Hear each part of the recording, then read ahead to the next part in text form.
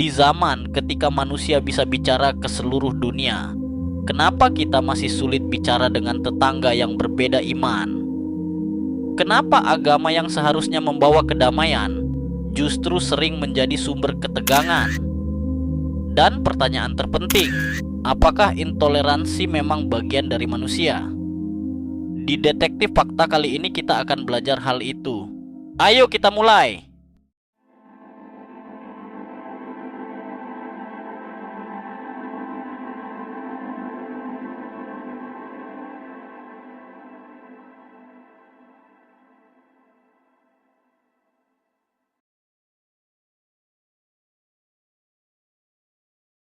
Setiap generasi percaya bahwa mereka hidup di zaman paling modern.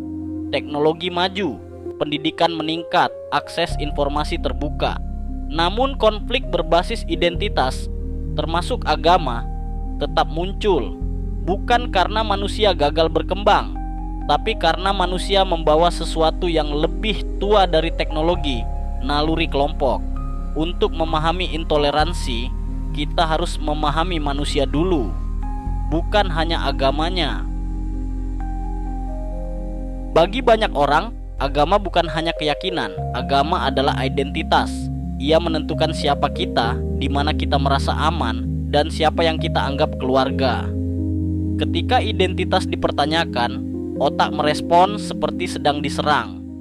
Itulah sebabnya diskusi agama jarang terasa netral. Karena bagi banyak orang, agama bukan ide, agama adalah diri, dan manusia secara alami melindungi identitasnya. Intoleransi sering lahir dari rasa takut, takut kehilangan tradisi, takut kehilangan posisi, takut kehilangan kendali. Perubahan sosial membuat sebagian orang merasa dunianya bergerak terlalu cepat.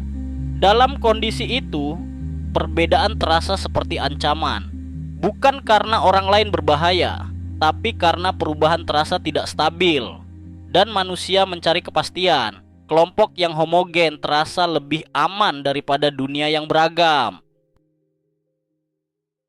Di banyak tempat, intoleransi muncul dari rasa dominasi.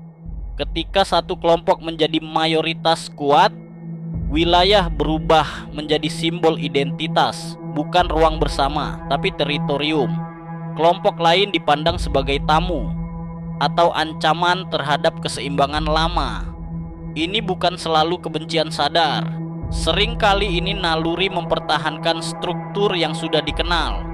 Namun naluri ini bisa berubah menjadi penolakan terhadap keberadaan orang lain. Dan di titik itu, intoleransi mulai terbentuk. Banyak prasangka tidak lahir dari pengalaman pribadi, ia diwariskan melalui cerita keluarga, pendidikan, media, lingkungan sosial.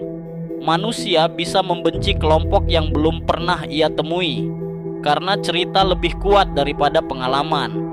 Jika generasi tumbuh dengan narasi ketakutan, ketakutan itu menjadi identitas, dan identitas diwariskan seperti warisan keluarga. Ada ironi besar di zaman media sosial. Kita bisa berdiskusi dengan siapa saja, tapi jarang benar-benar mendengar. Perbedaan bukan lagi bahan dialog, perbedaan menjadi bahan serangan. Bukan tidak sependapat, tapi saling menghujat. Lucunya, pola ini justru yang paling disukai sistem. Algoritma memberi hadiah pada konflik. Semakin keras perdebatan, semakin tinggi perhatian. Kemudian perhatian berubah menjadi penyebaran. Orang belajar tanpa sadar, kemarahan lebih viral daripada pemahaman. Dan ketika kemarahan menjadi mata uang sosial, toleransi terasa membosankan. Padahal diskusi sehat memang tidak heboh, ia tidak viral. Tapi disitulah kedewasaan dimulai. Agama tidak menciptakan kebencian. Manusia yang membawa emosi ke dalam agama. Ketika marah, manusia mencari pembenaran, dan agama sering dipakai sebagai legitimasi. Bukan karena agama mengajarkan kebencian, tapi karena manusia ingin amarahnya terasa suci. Ini bukan masalah iman, ini masalah psikologi manusia. Banyak konflik terjadi bukan karena agama terlalu kuat, tapi karena agama dipakai untuk memperkuat emosi manusia. Disinilah peran pemuka agama menjadi krusial. Mereka membentuk arah emosi kolektif. Tantangan terbesar mereka bukan menghadapi kelompok lain, tapi menghadapi pengikutnya sendiri. Mengajarkan kasih ketika jamaah ingin kemarahan, mengajarkan keadilan ketika massa ingin pembenaran. Karena tugas spiritual sejati bukan menyenangkan pendengar, tapi membentuk manusia. Jika agama mengikuti emosi massa, ia menjadi alat identitas. Jika agama membentuk emosi manusia, ia menjadi jalan kedewasaan. Pendidikan tidak otomatis menghapus prasangka. Orang berpendidikan tinggi masih bisa menyimpan intoleransi. Karena intoleransi bukan hanya masalah informasi, ia masalah hubungan manusia. Tanpa interaksi nyata, pengetahuan tidak menghapus jarak emosional. Penelitian sosial menunjukkan, semakin sering orang dari kelompok berbeda berinteraksi secara manusiawi, semakin rendah prasangka.